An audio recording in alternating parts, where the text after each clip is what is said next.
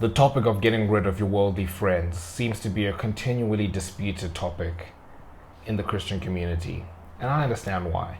It's difficult to decide whether you should get rid of your worldly friends because they might be leading you astray versus being that one friend that could lead them to Jesus, right? But I stand on the side of the former. I think, having worldly friends really puts you at risk, right? Like we speak about how he walked with sinners, right? But he was Jesus, right? And again, in the Bible, there are many different like advices. I don't know if that's a word. There's many different types of advice for this situation. There's some that say go out and evangelize to the world, right? Lead people back to God, and then the other ones that say do not conform to this world. Do not be found around like worldly people. I think it was Paul who's spoken about that a couple of times.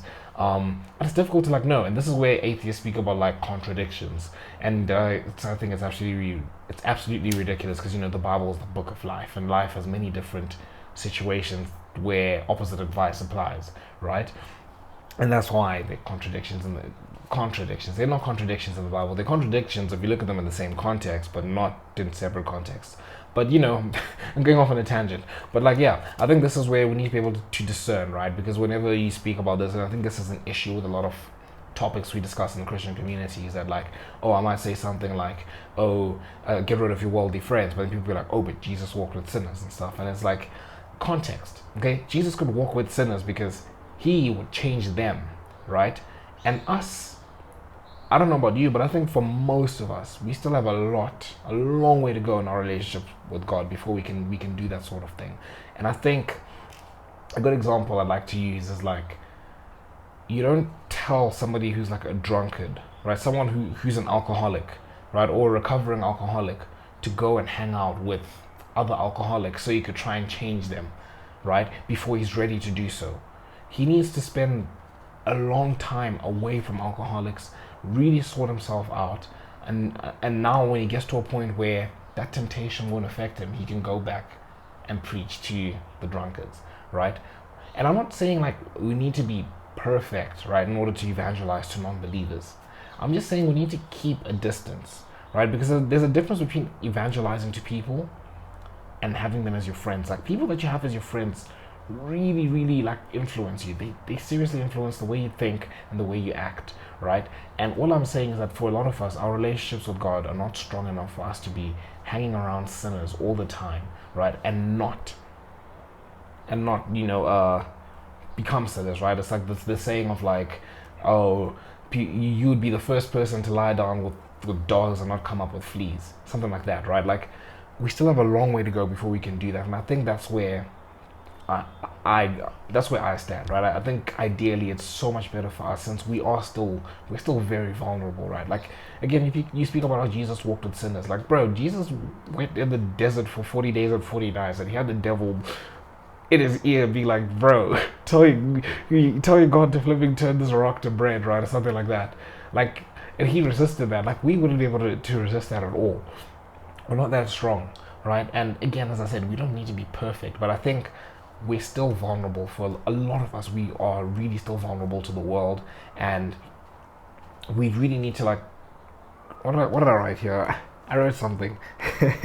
Yeah, so I said we still need to like change our thinking, right, and not conform to the ways of this world, right? I think to Romans 12 verse 2, the one that says, do not conform to the ways of this world, but be transformed in your thinking, and yeah, and let God like change the way you think, right? And it's like we still need to let God change the way that we think before we can even go out there, right? Otherwise, we will conform to this world, right? Like I'm just being honest with myself. I think for most of us, if we are being honest with ourselves, we're not strong enough to be hanging around sinners and not become sinners, like the lying down with dogs and not coming up with fleas. And I think there are a lot of us who think, yeah, okay, even though my friends like they drink and all that, like I don't drink, I still go out to like parties with them, but I don't drink and everything. But it's like you're still in the environment, and it might not be affecting you in terms of like drinking and being like degenerate, but there's still like ways in your thinking that are being changed. Like just something as simple as like swearing, right? Like that like swearing is like not good. We're not supposed to be swearing, but when you're around people that swear all the time, like I know for me, like I'm exhibit A. I'm be like, yeah. I was trying to think of something else. I'm Exhibit A.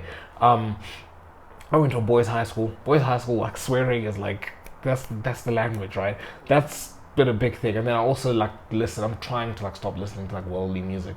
But like when you listen to things like rap, it's like my thoughts. I think in like swearing manners. When I get angry, like it's swearing. Like I don't swear like basically most of the time. Like you won't hear me unless you're like a really close friend or whatever, and you really won't hear me swear that much. Like I try not to swear. I try to control my tongue. But again, that me not swearing is me like putting in effort, right? But if you catch me like when I'm angry or whatever it is, I'll like swear, right? And it's just things like that. It's like I'm being influenced. Like yes, okay, when I'm listening to like rap or I'm around people that swear and everything, I'm not doing the degenerate things that they're speaking about, but just something as simple as swearing, like my thoughts being affected that way. And I think that same thing applies to like who you hang around. I think it's so much better for us to hang around people who are also like trying to be better for God, right? Like we to hang around like-minded people where we can really build our relationships with God, we can build that confidence, we can build that strong foundation, right, before we go back out onto the world.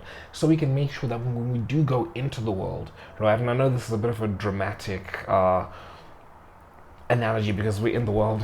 It's not like you go into the big bad world now, but you get what I mean. Like before you start hanging around like worldly people, you need to make sure that if you do go in there, you will not conform, right? And you need to have a strong foundation in order to be able to do that. But this is a topic that's up for grabs. I stand firm in my position. I think that's the logical thing to do. I think that's what makes sense. But you guys let me know what you think in the comment section below, and make sure you hit subscribe to join the Self Improvement Brotherhood. And until next time, see you boys.